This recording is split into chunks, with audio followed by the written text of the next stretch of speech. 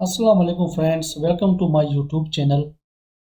CSS course का lecture number 7 CSS width और height है, जिसमें मैं आपको बताऊंगा विड्थ और हाइट के बारे में। विड्थ में मैक्सिमम विड्थ और मिनिमम विड्थ, हाइट में आपका मैक्सिमम विड्थ और maximum height, maximum minimum height और overflow.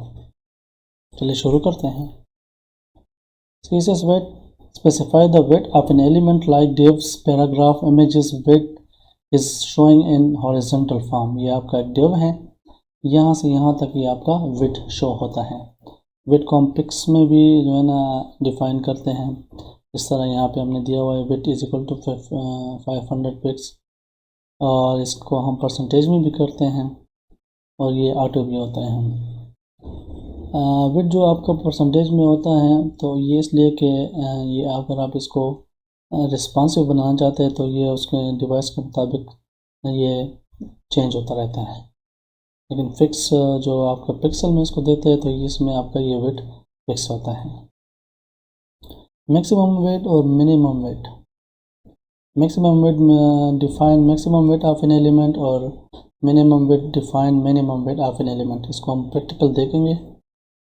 CSS height specify the height of an element like divs, paragraph, images.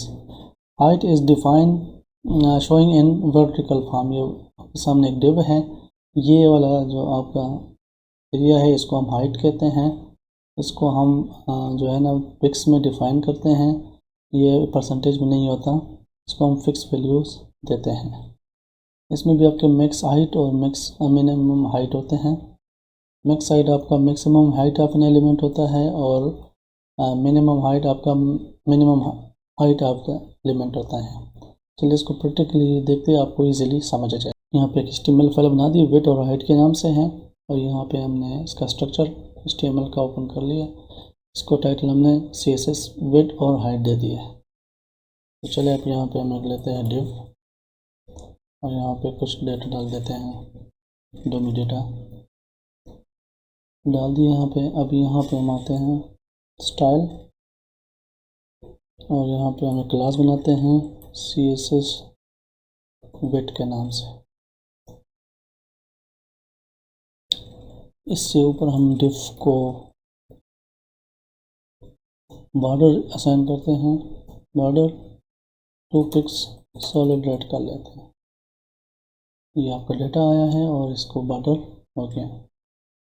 अब यहाँ पे हम एक क्लास ले लेते हैं और यहाँ पे हम इसको विड्थ डिफाइन करते हैं। विड्थ हम यहाँ से इसको दे देते हैं 500 पिक्स। इसको यहाँ पे कॉल करते हैं क्लास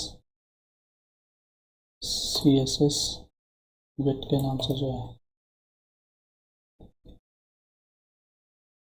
CSS विड्थ। ये CSS विड्थ हो गया। यहाँ पे इसको हमने कॉल कर लिया, तो अब ये देखें इसका साइज़ आपका 500 पिक्स हो गया। हम इसको थोड़ा सा बढ़ा देते हैं, इसको हम 8 कर लेते हैं। ये देखें, अब इसको अगर हम छोटा करते हैं, ये देखें जब ये यहाँ से छोटा होता है तो ये आपको नज़र आ गया, यहाँ से इसका स्क्रॉल बन जाता है। अब इसको परसेंटेज वैल्यू देते हैं, यहाँ पे इसको मैं 100% करता हूँ,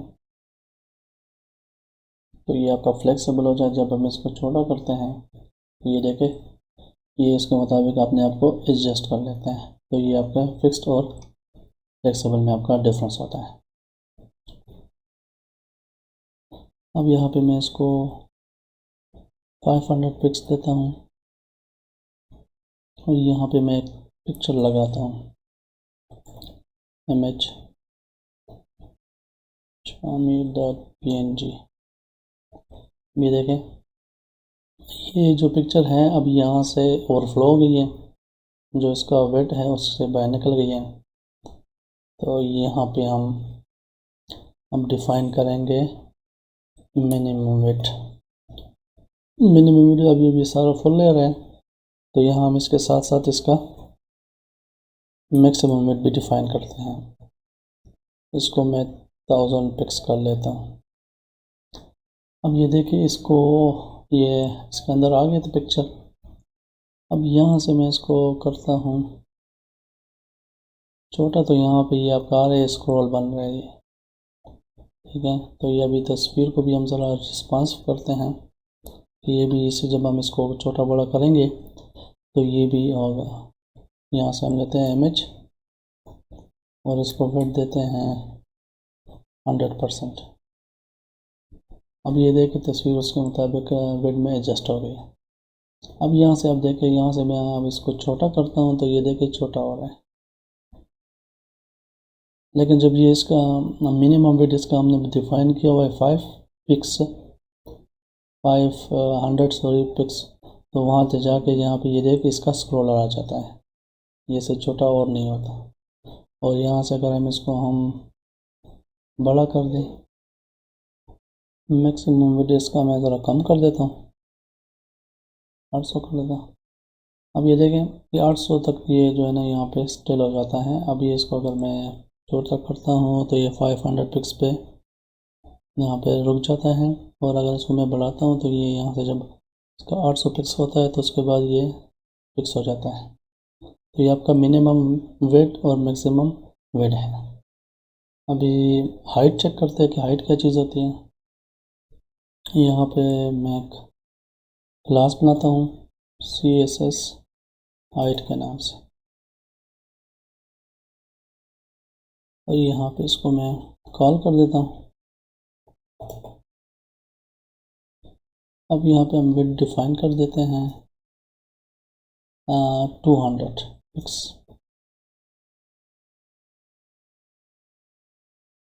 ये देखें ये आपका डिफाइन हो गया।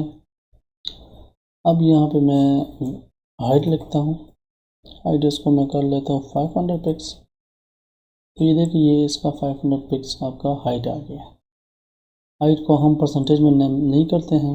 ये देखिए इसमें जितना डेटा है वो शो हो रहा है, इसका हाइट आपका ये है। अब इसको अगर मैं डेटा ज़रा और डाल दूँ इसमें, इसको मैं ज़रा बढ़ा दूँ, दो दफ़ा करता हूँ, तो ये देखें इसके अंदर डेटा आपका ये ओवरफ्लो हो गया, बाहर चला गया। तो अगर यहाँ पे मैं को करता हूँ